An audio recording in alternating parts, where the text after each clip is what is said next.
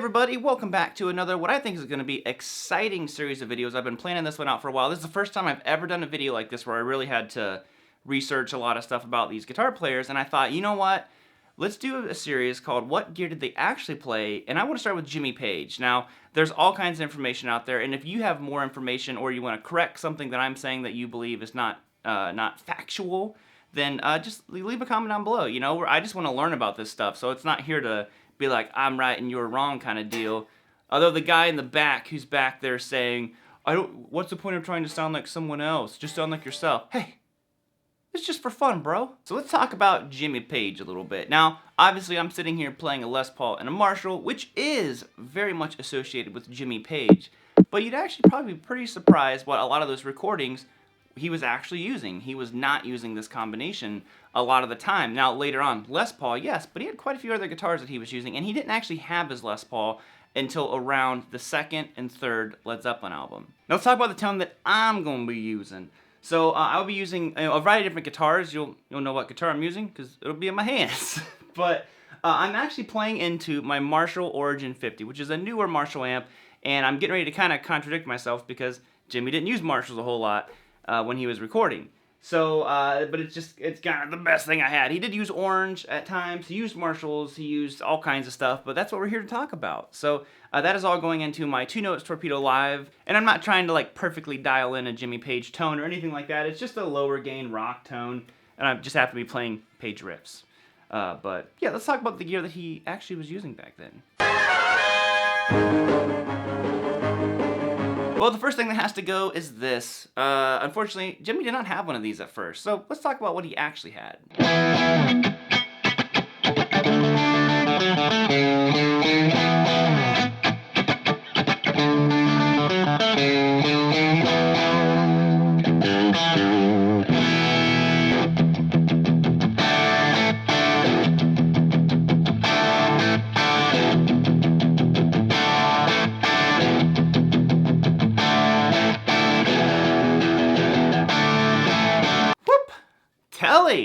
Telly. Now, a lot of you guys have probably, become more familiar with this because Fender is releasing the Dragon Telly, which is the iconic Telecaster that Jeff Beck gave Jimmy Page back in, I believe, 1966, whenever Page recommended Beck to actually replace Clapton in the Yardbirds, and later on, Page would also be in the Yardbirds with Beck, and then Beck would leave, and all this kind of stuff. But it was a gift from Jeff Beck to Jimmy Page. Now, the guitar he actually had before the Telecaster was the Futurama. No, not that Futurama, but this Futurama. And it's kind of a really cool Strat-ish style guitar. Now, one of the things I noticed about it is the switches and actually the bridge pickup is not slanted, so I'm not really sure how that affects the tone. I think it has to do with bending the strings maybe, but I'm also not sure about that. So he used that one a lot earlier on. I don't know for sure if that made on any Zeppelin stuff, but he did have it, and it's possible it was. I think Jimmy really liked that twangy single coil sound, and it wasn't until 1966, like I said, when he got his Telly, then the Telly became his main guitar. And that was what a lot of people say the first Led Zeppelin album was recorded on, which was recorded in 1969. Now, the second Led Zeppelin album, some people say could have been the Les Paul, but there's a couple of other guitars that I want to bring up before we get to what he's known for, his 59 Les Paul.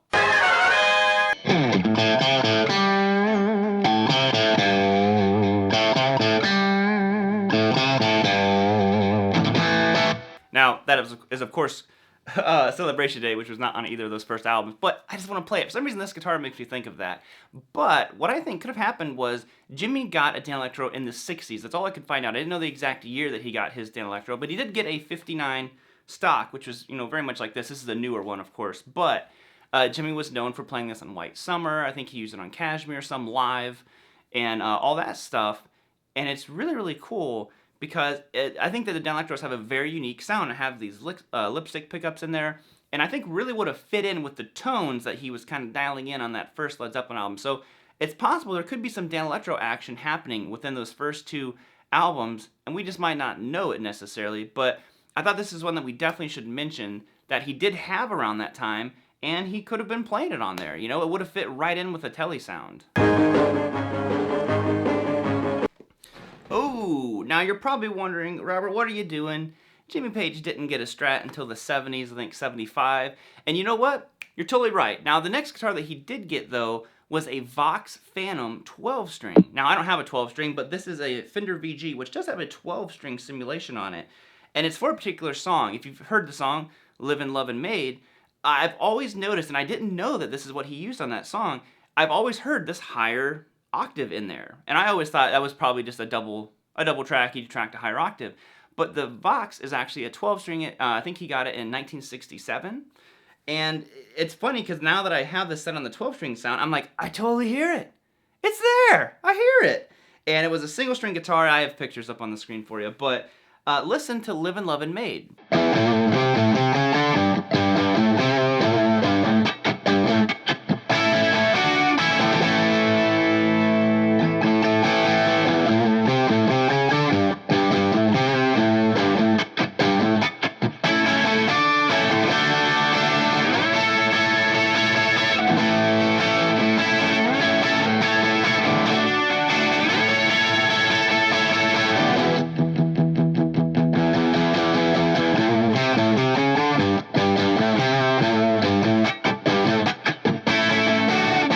I was so pumped up when I read about that, and I was like, I don't have a 12-string, but I was like, you know what, this kind of gets you there, and it was such a cool kind of discovery when I was doing this video, and it was something I'd always heard, but I didn't know exactly what it was. So that was another guitar, so that's off of the second Led Zeppelin album. I believe that's off Led Zeppelin 2. Someone will correct me if I'm wrong on that. I'm pretty sure with Moby Dick and all that stuff, but I thought that was so cool. And it was just like a hidden gem in there. I was like, oh, you know what? There's that sound. And Jimmy was just a master at using all these different guitars to accomplish all these different sounds. So, you know, Jimmy just had, you know, he's so creative.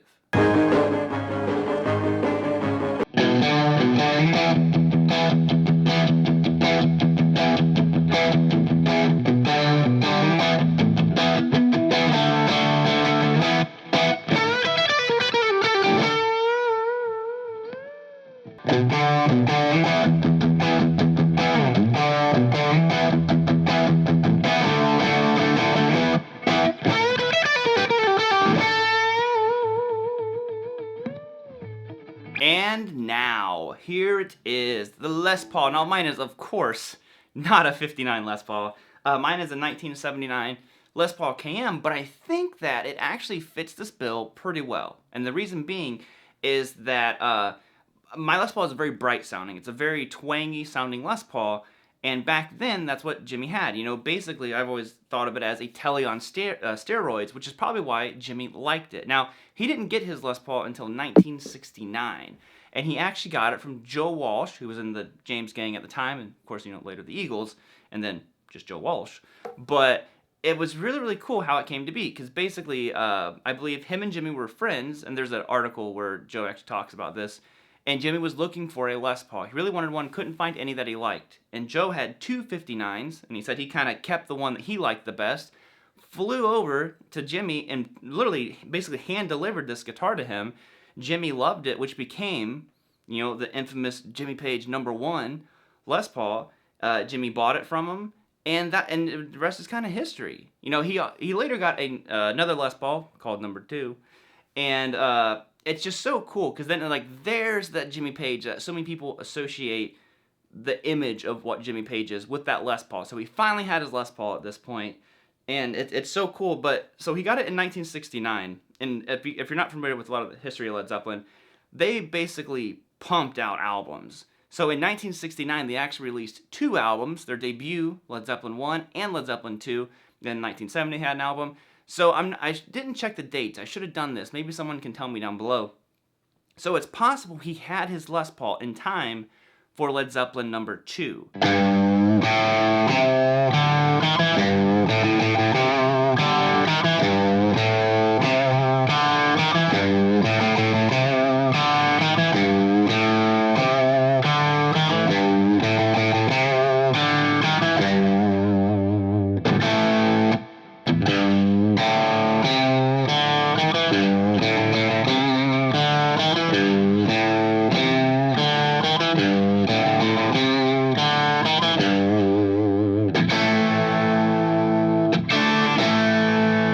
Now, stuff like the Stairway to Heaven solo, which was a little bit later, was actually recorded on his Tele. Even though he had his Les Paul, he recorded it on the Dragon Tele through a Supro amp. And we're going to talk about amps here in a second to kind of dive into what Jimmy was actually using, because it wasn't Marshalls.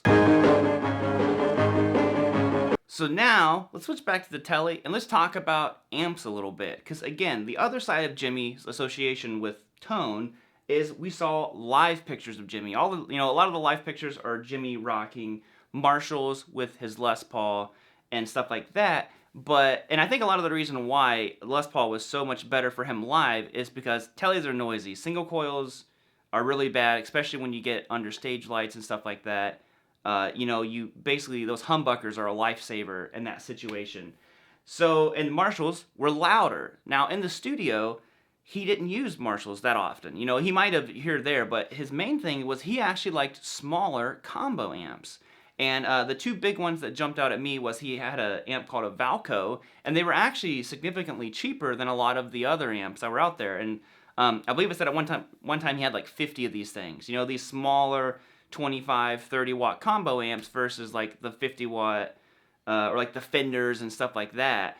And I think he probably liked them because you could drive them, and it has that grainy, fuzzy sound, sometimes when you get an amp like really cooking. And Jimmy had that tone at times. Now, the one I wanted to talk about most of all was the Supro Thunderbolt, which was, that's his Stairway to Heaven tone and stuff like that with his Tele. And I thought it was really, really cool because there's something interesting about that particular amp. It has a 15-inch speaker in it, a Jensen, and I believe the amp it's a lower wattage amp. It's like 25 watts, something like that. What's really interesting about it is it had 606 GC tubes in it, and it's just a small amp. Like I said, you see Jimmy Page and you're thinking wall of Marshalls, because they needed, basically back then the PA systems are not what they were today. A lot of times they didn't have them, so they needed an amp that just just needed to be loud, essentially. And they would use those big walls of Marshalls because they were loud enough and they would push the air out. And that's also why a lot of them can't hear anymore, because they just didn't have, there was no other way to hear. I mean, you have a crowd of 50,000 people, you need 10 Marshalls all plugged in and running. So I think it's really, really cool to look back at that stuff. I believe the Supro Thunderbolt is also known for Jimi Hendrix. He used it. And I thought it was really, really cool. So it must have just been like a secret weapon kind of like amp from back in the day. But, I thought that was cool. And of course, Jimmy is also known for, I believe in Black Dog, plugging right into the mixing board with his guitar. He did all kinds of crazy stuff. But that was just like a little bit of insight into some of how he was getting his tones and stuff back then. And I thought that was really cool. So that's it, guys. What did you think? Did you enjoy the video? Should I do more of these? I wanted to do Eric Johnson, AC/DC, all these different people. And I'm really excited about it. I thought this was fun. It was actually really challenging for me to research a lot of this stuff, and I learned a lot. Especially the Vox thing. I thought that was so cool. So other than that, homies, I'm gonna bounce on out of here. Get your guitars out, get the LUT out, crank it up to 11.5, because it's even better than 11. And yo, I'll see you next time. Peace out. Rock on.